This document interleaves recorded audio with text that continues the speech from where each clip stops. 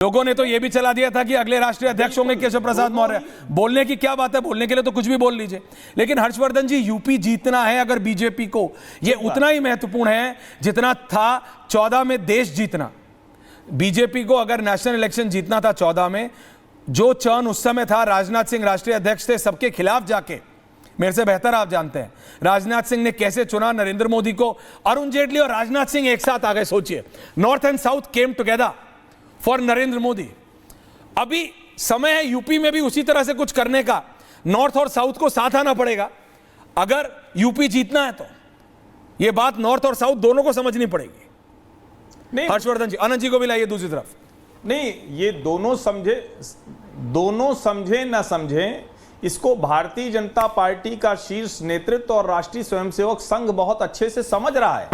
ऐश्वर्या जी सोचिए, उत्तर प्रदेश में 37 सीटें लोकसभा की अगर समाजवादी पार्टी और 6 सीटें कांग्रेस पार्टी जीतती है तो ये उत्तर प्रदेश में भारतीय जनता पार्टी के लिए कितनी खराब स्थिति थी। और उस वक्त बहुत सी चर्चाएं हुई थी। उसके बाद कुछ विधानसभा के उपचुनाव में भारतीय जनता पार्टी को अप्रत्याशित सफलता मिली।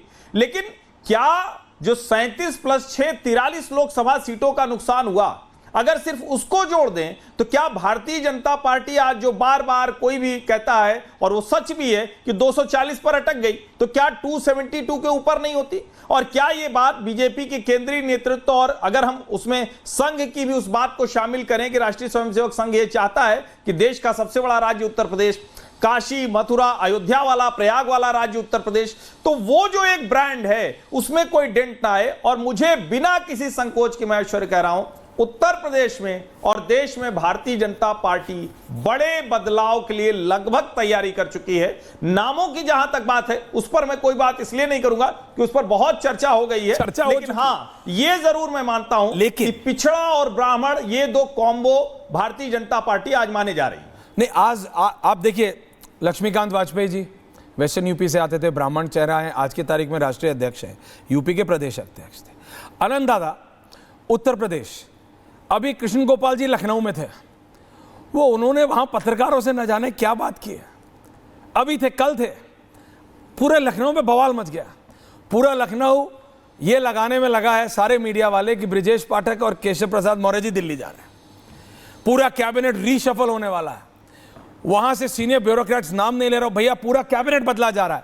ये जो उत्तर प्रदेश का चर्न है, उत्तर प्रदेश के प्रदेश अध्यक्ष का नाम रोक के, हर्षवर्धन जी भी इंडिकेट कर रहे थे कि नाम डेलिबरेटली रोका गया है, और ये तो समझ आ रहा है रोका गया है। हर्षवर्धन जी वेंट अ स्टेप अहेड, उन्होंने तो और थोड़ा बता दिया कि अमित शाह जी तो पहुंच चुके थे कि कौन नाम होने वाला है, दिस इज द नेम। क्योंकि अमित शाह का टारगेट क्लियर है। Visuals of Amit Shah, director समझा करो, इतने साल हो गए तुम्हें करते हुए, कि अमित शाह का सिंगल पॉइंट टारगेट है Anand ji, Narendra Modi has to be victorious. Narendra Modi 7 LKM में होंगे, अगला इलेक्शन हो, चाहे उससे अगला इलेक्शन हो, चाहे उससे अगला इलेक्शन हो, till it physically permits. Amit Shah का सिंगल पॉइंट एजेंडा है, और उसके लिए वो साम दाम दंड भेद कुछ भी करेंगे। किसी को बनाएंगे, किसी को उतारेंगे, किसी को चढ़ाएंगे, किसी को गिराएंगे। इस सब के बीच में टारगेट एक है, सिंगल पॉइंट एजेंडा है, इसीलिए विपक्ष मात खाता है। लेकिन उत्तर प्रदेश का ये जो चर्न है, मैं इस पे आपसे और स्ट्रेस चाहता हूं। उत्तर प्रदेश का पॉलिटिकल चर्न, बदलाव, प्रदेश अध्यक्ष से लेके कैबिनेट तक। आनंद दादा, ऐश्वर्या जी, इतनी चर्चा हो गई कि मैं भी इस वक्त आपसे बात कर रहा हूं तो लखनऊ में ही बैठा हुआ हूं। मुझे तो आज दोपहर में एक व्यक्ति ने यह कहा कि केशव जी ने डिप्टी सीएम पद से इस्तीफा दे दिया, प्रदेश अध्यक्ष बनने जा रहे हैं। मैं बहुत हड़बड़ाया, चौंका, लेकिन वो बहुत लोगों को फोन किया तो वो खबर गलत निकली। तो सचमुच आपने कहा कि लखनऊ में तो बदलाव की आहट नहीं, जैसे दिल्ली में लगातार सुबह शाम भूकंप आ रहे हैं, वैसे अफवाहों का भूकंप चल रहा है लखनऊ में। तो मुझे लगता है कि डॉक्टर कृष्ण गोपाल तो अमूमन लखनऊ ही रहते हैं अधिकतर, अगर वो प्रवास पे नहीं होते हैं तो वो संघ के लोग ऐसे सार्वजनिक रूप से ऑफ द रिकॉर्ड मीडिया को कुछ ब्रीफ किए होंगे, इसमें मुझे संदेह है।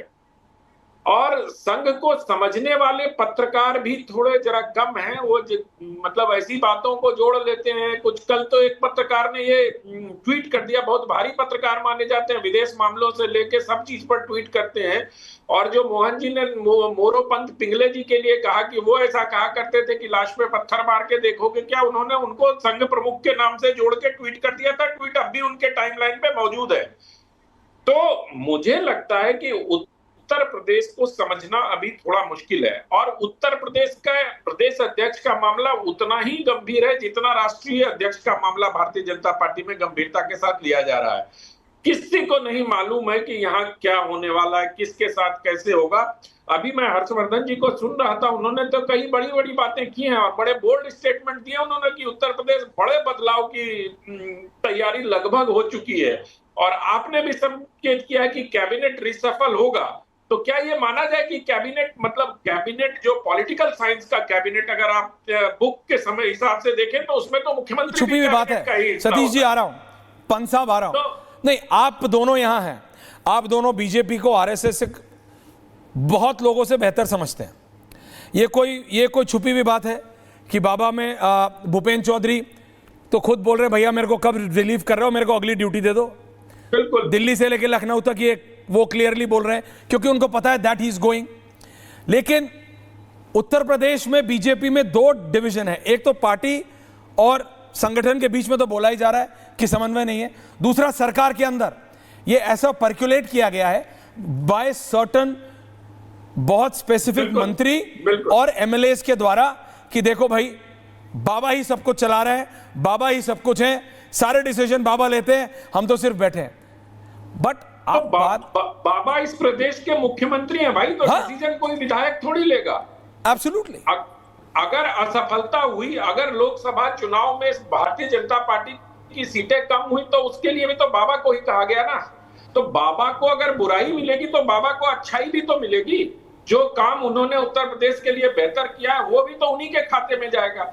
लेकिन मैं इस बात से हैरान हूं हर्षवर्धन जी कि भारतीय जनता पार्टी में ये कांग्रेस वाला कल्चर कहां से आ गया, ये समझ में नहीं आ रहा कि उनकी ही पार्टी के मंत्री निरंतर अपने ही नेतृत्व के खिलाफ या अपने ही साथियों के खिलाफ तरह तरह की बातें सरेआम कर रहे हैं। और सही कहा ऐश्वर्या जी ने अभी कि अब तो सोशल मीडिया का जमाना है, बैठे बैठे ट्वीट कर देते हैं कि लोग अभी ऐसा कह दिया।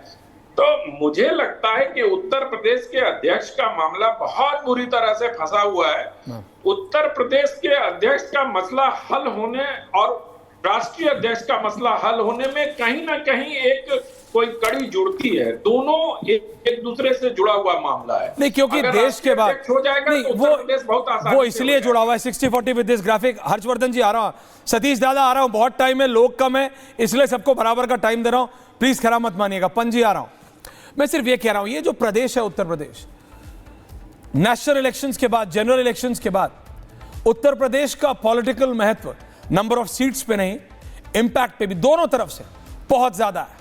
ये कहा जाता है जो उत्तर प्रदेश जीत गया वो दिल्ली जीत गया, ये पुरानी कहावतें आपको पता है कि दिल्ली का रास्ता लखनऊ से होके जाता है और क्या क्या क्या क्या। बट आप ये समझिए अगर देश में नरेंद्र मोदी सबसे पॉपुलर हैं तो देश के सबसे पॉपुलर मुख्यमंत्री बाबा हैं।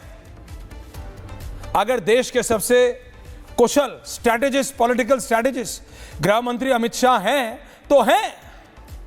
और ये जो जोड़ी है पॉपुलैरिटी और स्ट्रैटेजिस्ट की, यही बीजेपी को लगातार तीसरी बार सत्ता में लाई है देश में। और अगर यही स्ट्रैटेजी उत्तर प्रदेश में नहीं आई तो क्या इतना आसान होगा जीतना उत्तर प्रदेश? जो हर्षवर्धन जी ने कहा था, हर्षवर्धन जी को लाइए दूसरी तरफ, क्योंकि हमने देखा जनरल इलेक्शंस में यूपी में नुकसान हुआ, ये बाबा को पता है। अगर जीत बाबा की है तो हार भी बाबा की है। तो इसीलिए वो वाला ग्राफिक लाइए जिसके अंदर सीएम और डिप्टी सीएम दोनों हैं। हर्षवर्धन जी, ये कहा जा रहा है कि जब जीत भी बाबा की है और हार भी बाबा की तो छोड़ दो बाबा पे सब कुछ, लेट बाबा डिसाइड। क्योंकि आपको याद है ना हर्षवर्धन जी, आनंद दादा, इसमें चारों को लाइएगा, एक मिनट। एक सवाल है हर्षवर्धन जी, अभी थोड़े दिन पहले सडनली अचानक ये लुटियंस दिल्ली के आनंद दादा, सारे मीडिया चैनल, शाम का समय वीकेंड था, सैटरडे या संडे था, अचानक मैंने देखा एक चैनल शुरू करता है, फिर 2 चैनल शुरू करते हैं, फिर 3 चैनल, बाबा गए, बाबा इज गॉन, बाबा को हटाया जा रहा है। बाबा बदले जा रहे हैं, क्लियर, हाँ, क्लैरिटी से। सोशल मीडिया की अलग बात है, नेशनल चैनल्स का चलाना अलग बात है। सडनली हाँ, bureaucrat start calling, officer start calling, नेता स्टार्ट कॉलिंग। आपके पास भी कॉल आए होंगे, सतीश जी के पास